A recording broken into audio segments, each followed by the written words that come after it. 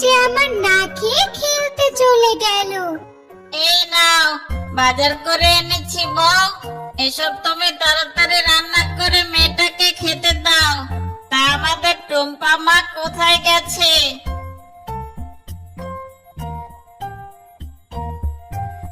আরে মা, তুই এভাবে কান্না করছিস কেন? কি হয়েছে তোর? জানো, হালিমা আন্টির মেয়ে আমাকে খেলা থেকে বের করে দিয়েছে।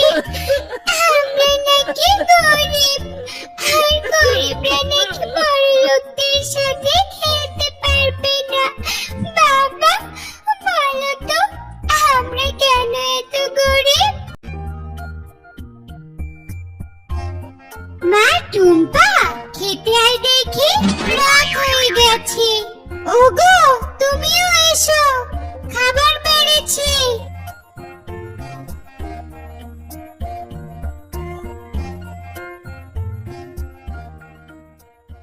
বাবা, মা, রোজ রোজ এই শাক পাতা দিয়ে ভাত খেতে আর ভালো লাগে না। জানো বাবা, হালিমা আন্টিরা রোজ মাংস দিয়ে ভাত খায়। তাদের বিশাল বড় একটা খামার আছে। যখন খুশি তারা তাদের মুরগির খামার থেকে মুরগি বের করে রান্না করে খেতে পারে। আচ্ছা বাবা, তুমিও তো পারো একটা মুরগির খামার করতে, তাহলে তো আমি রোজ মাংস খেতে পারবো। মেয়ে তো ঠিক কথাই বলেছে, কিন্তু মুরগির খামার দেব কোত্থেকে? আমার তো এই বসত ভিটা ছাড়া আর কোনো জায়গা জমি নেই। ওগো, এক কাজ করো না, আমাদের উঠানে তো একটু জায়গা আছে, ওখানেই তুমি একটা মুরগির খামার করো। আচ্ছা বউ, ঠিক আছে, আমি কালকেই আমাদের বাড়ির উঠোনে একটা মুরগির খামার করব, আর ওখানে আমি মুরগির চাষ শুরু করব। এবার চলো তাহলে ঘুমিয়ে পড়ি, অনেক রাত হয়ে গেছে। তুমি এখানে মুরগি চাষ করবে? কি মজা, কি মজা! আমিও রোজ মুরগির মাংস দিয়ে ভাত খেতে পারবো।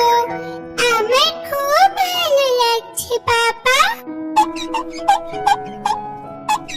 হ্যাঁ রে মা, আমার যদি বেশি জায়গা থাকতো তাহলে আমি তোর জন্য পুকুর বানিয়ে তাতে মাছেরও চাষ করতাম। আমার তো খামার তৈরি করা শেষ হলো বউ। এবার তাহলে আমি বাজারে যাই, বাজারে গিয়ে কিছু মুরগির বাচ্চা নিয়ে আসি।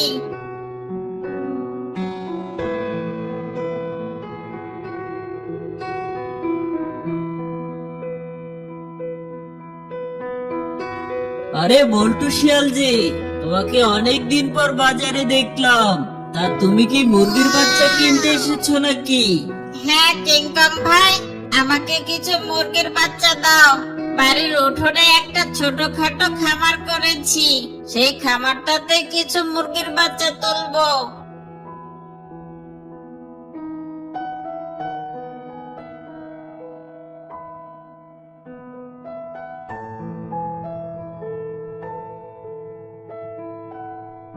বাবা, তুমি মুরগির বাচ্চা নিয়ে এসেছো?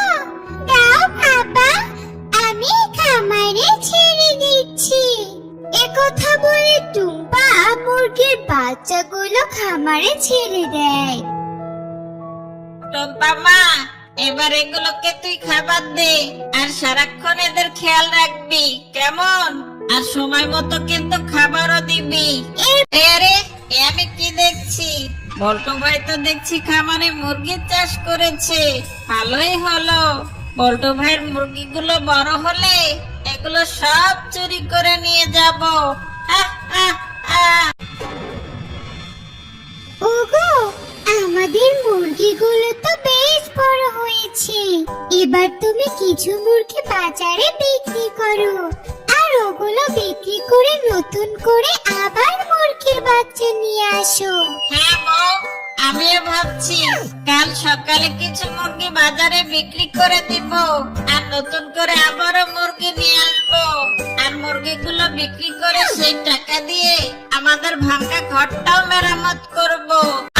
বল্টু ভাইয়ের মুরগিগুলো তো দেখছি অনেক বড় বড় হয়েছে, তাড়াতাড়ি খামারে ঢুকে কিছু মুরগি নিয়ে কেটে পড়ি, নইলে আবার বল্টু ভাই জেগে যাবে। ইস, বল্টু ভাই যদি এভাবে মুরগি চাষ করতেই থাকতো তাহলে মাঝে মধ্যে এসে আমি মুরগিগুলো চুরি করে নিয়ে যেতাম। এইসব কথা বলে বিল্লু আর বানর বল্টুর মুরগির খামার থেকে সমস্ত মুরগি চুরি করে নিয়ে চলে যায়। পরের দিন সকালে বল্টু শিয়াল ঘুম থেকে উঠে দেখে তার খামারে কোনো মুরগি নেই। আরে, একই অবাক কাণ্ড! আমার খামারে সব মুরগিগুলো গেল কোথায়? কে এমন কাজ করলো? বউ, দেখো দেখো, আমাদের কি সর্বনাশ হয়ে গেছে! কে জানি আমাদের মুরগিগুলো চুরি করে নিয়ে গেছে। ওগো, দেখো দেখো, এখানে চোরের পায়ে টাটকা ছাপ পড়ে আছে। এখন আমাদের কি হবে বলো?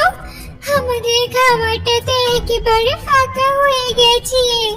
আচ্ছা ঠিক আছে বউ, তুমি ভেবো না, এবার আমি আরো বড় দেখে মুরগি নিয়ে আসবো। তুমি অপেক্ষা করো, আমি এক্ষুনি বাজার থেকে মুরগি নিয়ে আসি, আর সেই বড় মুরগির সাহায্যে এবার আমি মুরগি চোরকে হাতে নাতে ধরবো।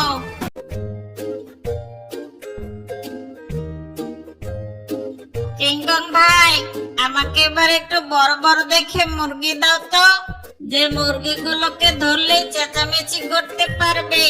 আরে বল্টু শিয়াল, বড় মুরগি নিবি? তাহলে এই মুরগিগুলো নাও, এগুলো রাক্ষসের মতো হয়, কেউ যদি ওদেরকে ধরতে আসে তাহলে ওরা ঠোকরাতে ঠোকরাতে চেঁচামেচি শুরু করে দেয়। আচ্ছা ঠিক আছে কিংকং ভাই, তাহলে আমাকে ওই মুরগিগুলোই দাও।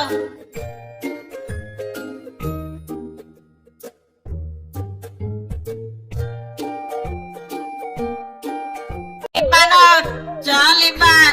বল্টু ভাই নাকি এবার বিদেশি মুরগির চাষ করেছে, কিন্তু বল্টু ভাই, আমি শুনেছি ওই মুরগিগুলো নাকি অনেক হিংস্র টাইপের হয়, যদি আমাদের কামড়ে দেয় তখন কি হবে?